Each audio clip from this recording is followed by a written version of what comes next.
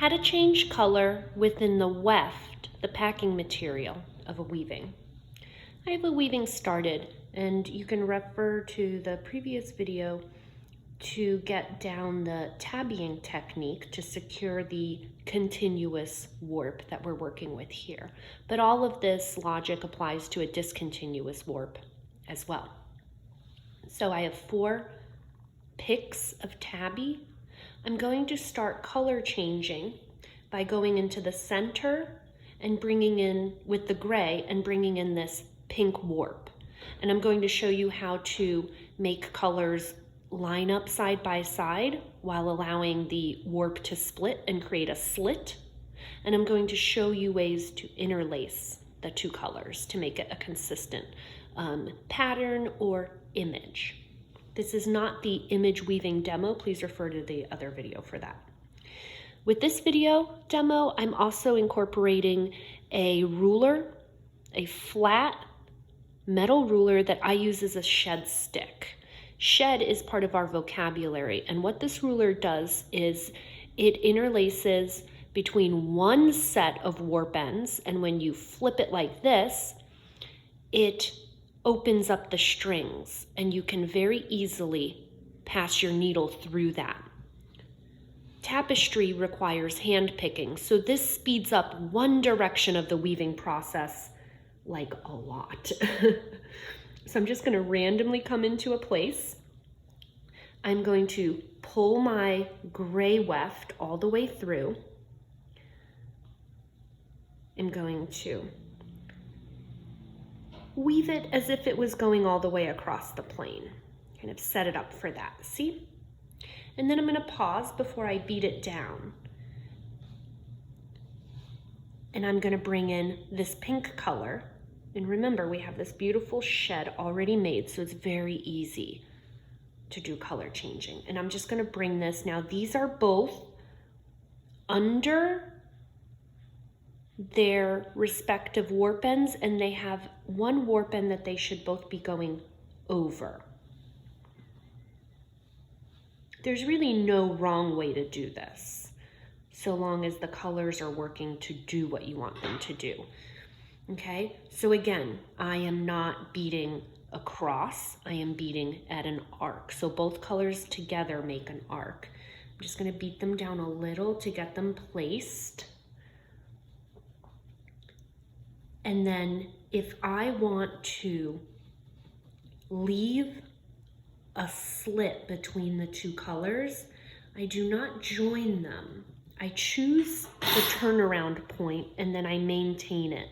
So here I am under this thread, here I am over, so that I'm going to treat these almost like 2 separate unrelated warps. The gray is going to come over here, and I can weave that up later. I can weave it pick by pick across, or I can weave the pink and then the gray if I'm leaving a slit. So here I just hand pick the opposite tabby.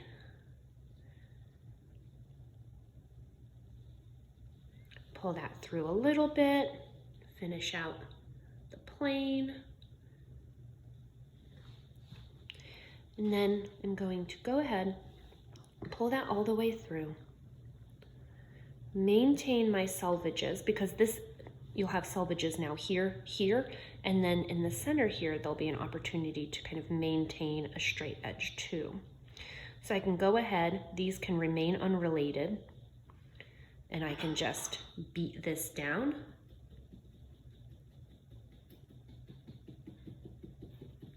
And then the gray, now I have 2 picks of this. I only have 1 pick of gray. The gray also reverses path, goes back through the plane of warp ends.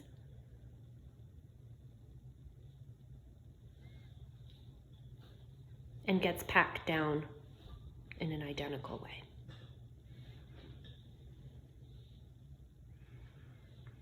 So that there's no warp end left uninterlaced, but the 2 are not touching.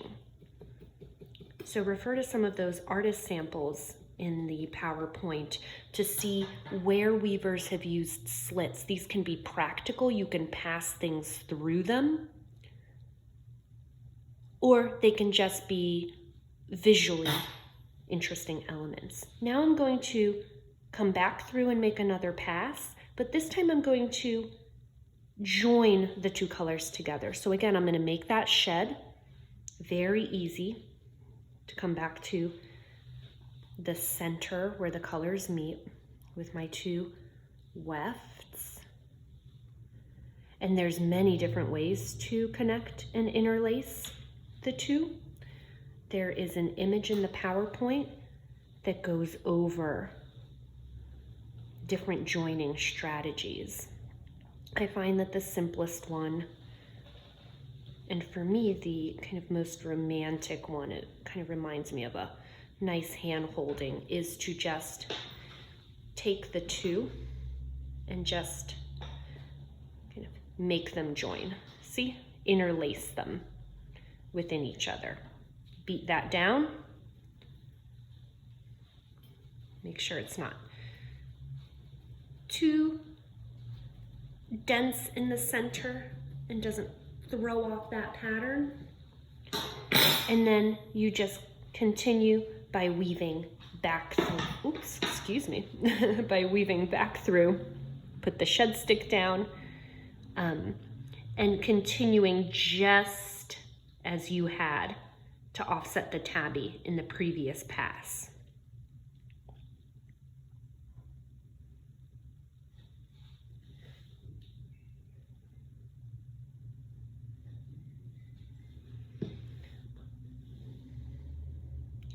And this will look like a very severe connection because of the exaggerated weight or thickness of the weft material that I'm using. This is for demo's sake and for visual clarity. If you were to do this with a much thinner line, a lighter weight line, and if the relationship between the warp and the weft were a little more balanced, meaning the two weights of the two planes were more similar, you can really hide these color changing areas. But that's what it looks like. Unconnected, connected. And again, we beat these down.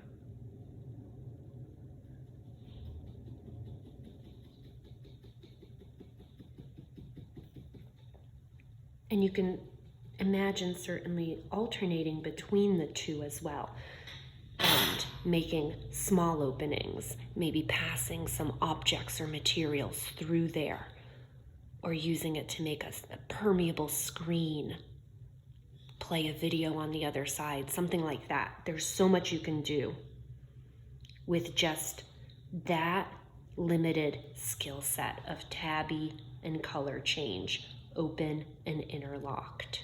And as well with moving the warp around from the mobile warp video. And that's how you change color.